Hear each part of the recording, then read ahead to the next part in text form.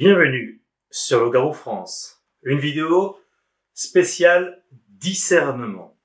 Dieu sait qu'il y en a besoin. Mais avant, je bois un petit coup à votre santé. Un petit Ricard, en attendant l'heure de l'apéro. Ça fait pas un peu alcoolique, ça? Blague à part, j'ai monté tout un dossier, pris pas mal de notes. Je vous ai préparé les meilleurs liens que je vous mets dans la description pour vous parler d'un film que je trouve génial. Alors, c'est pas une fiction, c'est pas la réalité non plus, c'est un fake. Oui, il y a toujours, dans le discernement, il y a trois notions. Fiction, réalité, fake.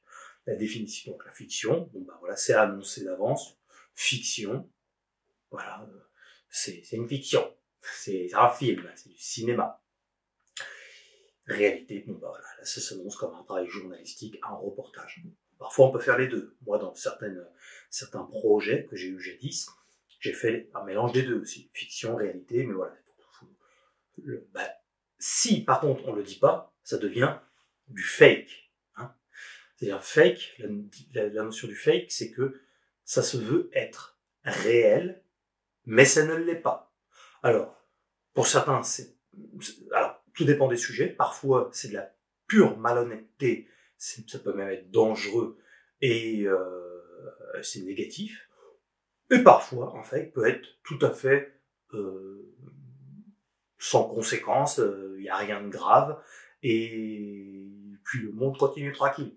Et donc, fake a souvent une connotation négative. En vérité, tout dépend des sujets qu'on aborde. Là, en l'occurrence, c'est un fake et il y a rien de grave. Mais, donc le but c'est pas de le dénoncer, j'ai pas que ça à foutre de dénoncer, mais c'est surtout de mettre en évidence que voilà, c'est un fake, vous pouvez donc l'apprécier, il n'y a aucun problème avec ça, mais ce n'est pas vrai.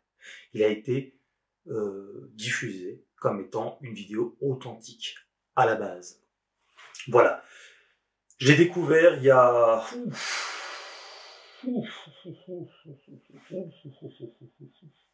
Je sais même plus quand. Ça fait longtemps. Ça fait une quinzaine d'années, à peu près. Ça devait être 2008-2009.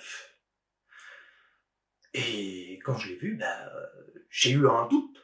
Parce que c'est très très très très bien fait. C'est l'un des meilleurs fakes. Alors, je ne peux pas reprendre toutes les vidéos du net. Je les connais toutes. Donc, toutes les photos, les vidéos, tout ce qui circule. Donc, bien souvent, ce sont des fakes. L'écrasante majorité, ce sont des fakes. Le problème, c'est que je ne fais pas de vidéo quand je n'ai pas d'informations sur la vidéo précise. Parfois même, il n'y a pas besoin parce que c'est assez grossier, bien souvent même. Donc, mais là, en l'occurrence, je choisis cette vidéo-là parce qu'elle est bien faite. Ça s'appelle le Gabble Film. Le Gabble Film. Et c'est un cinéaste qui s'appelle Mike Agruza. Et cette vidéo est devenue virale en 2007. Oui, donc, je dis que ça date. Et donc, je vous ai mis le lien dans la description. Vous allez voir, il a une chaîne YouTube. Je vous dis, il n'y a rien d'intéressant sur sa chaîne YouTube. Il y a juste quelques vidéos plutôt privées, plutôt personnelles. C'est pas un cinéaste, ça reste un cinéaste amateur. C'est pas quelqu'un qui a évolué, qui a tenté de s'améliorer, voilà. Donc, pour autant, quand je dis amateur, je ne dis pas qu'il n'a pas de talent. Il a beaucoup de talent. Beaucoup de talent. C'est pas parce qu'on n'est pas professionnel qu'on peut pas avoir beaucoup de talent, vous savez. Et donc, il a créé un film, donc prétendument tourné dans les années 70, et qui dépeint en fait ce qui semble être le fameux Dogman du Michigan. En d'autres termes, un loup-garou. Vous savez que là-bas, dans le Michigan, il l'appelle dogman. En France, on l'appelle loup-garou. Excepté quelques personnes qui n'y connaissent pas grand-chose, qui eux utilisent perpétuellement le terme de dogman, mais techniquement, en dehors des États-Unis, et précisément du Michigan, ici, voilà, on l'appelle pas comme ça. Si vous allez par exemple dans la rue, vous demandez à quelqu'un ce qu'est un loup-garou, il aura tout de suite, même s'il ne saura évidemment pas concrètement ce qu'est un loup-garou, c'est-à-dire un animal, un cryptide, mais il saura tout de suite se représenter ce qu'est un loup-garou, c'est-à-dire donc voilà un loup qui peut se mettre en bipède, etc. Oui, il y a une notion cinématographique, légendaire, mais voilà, il aura une vision tout de même de ce qu'est la créature. Si vous lui dites qu'est-ce qu'un dogman, personne ne saura, c'est normal, c'est pas connu en France, c'est pas comme ça, c'est pas puis d'ailleurs, étymologiquement, comme je l'ai déjà expliqué dans une vidéo spéciale, discernement aussi, cette appellation est une erreur, je dirais, linguistique, dans le sens où ce n'est pas un chien hominidé, dog, c'est-à-dire chien, donc c'est pas un chien humanoïde, c'est un loup hominidé. Loup, garou. Garou, ça signifie humanoïde. La définition est bien plus pure et correcte. Voilà. Bon, là, le dogman du Michigan. J'ai déjà expliqué l'étymologie du terme dogman aussi. Allez voir dans la playlist spécial discernement, dogman ou loup-garou. Comme ça, vous comprendrez mieux l'étymologie, ce qui s'est passé au 19e siècle, et tout ça, et tout ça. Donc c'est ainsi qu'on l'appelle comme ça. Le film commence avec les fils d'un homme du nom de Aaron Gable. C'est pour ça qu'on l'appelle le Gable film. C'est son nom, Gable. Donc au début, on le voit conduire des motoneiges sur une étendue, un terrain dégagé. On voit ensuite Gable couper du bois avant de prendre un verre.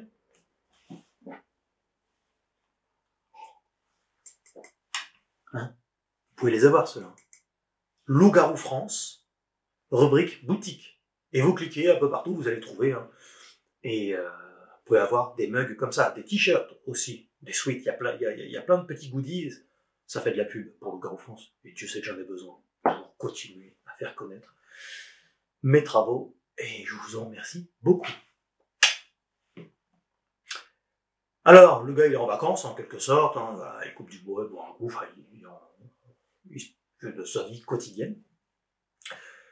Le film saute d'un seul coup. On le voit dans la forêt avant de passer au chien, au dogman que Gable voit.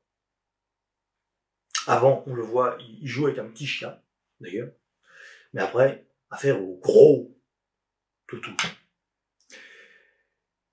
Donc on voit le petit chien qui court sur la route, qui joue, tout ça, machin.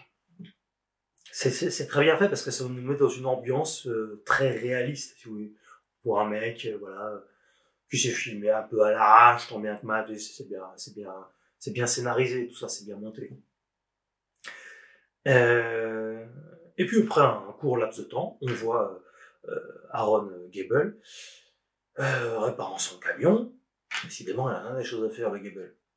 Et puis peu de temps après, il commence à conduire sur la route pendant que son fils utilise la caméra, il filme une muse. Et là, voilà, c'est là qu'on y vient. Ce dernier se met à enregistrer une créature rampant à quatre pattes. Voilà, on en vient au vif du sujet.